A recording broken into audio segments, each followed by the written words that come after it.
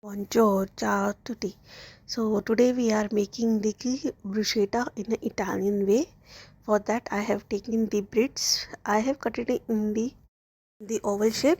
You can cut it in the any shape you want. So generally the bruschetta is in the oval shape, that's why I cut it like that. So after that I have taken a baking tray and I put all the bricks on the tray so that it can be baked. Well, we are making it in an Italian way, that's why we need to bake the bruschetta bricks first, and then we have to top it with the stuffing. So I am using the gas oven, that's why I preheat it first and then I bake it the breads for the 10 minutes.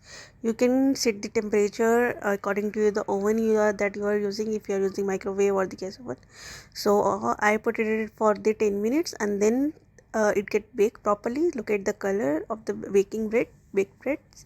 So you need to bake it properly, and then we are making the stuffing. The topping of the bruschetta, I have taken the olive oil and the crushed garlic and the fine chopped tomatoes.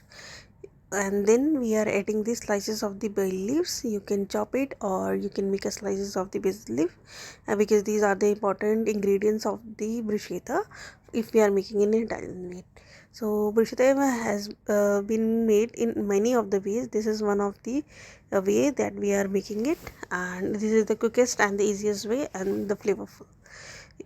I'm sure you must like the flavor of this, must try at home. Then we are adding the salt and the black pepper, and then I have added the vinegar, small amount of vinegar, and the if you have the soy sauce you can add soy sauce. If you have the vinegar, then you can add that also and mix well, and then you can top it with your breads and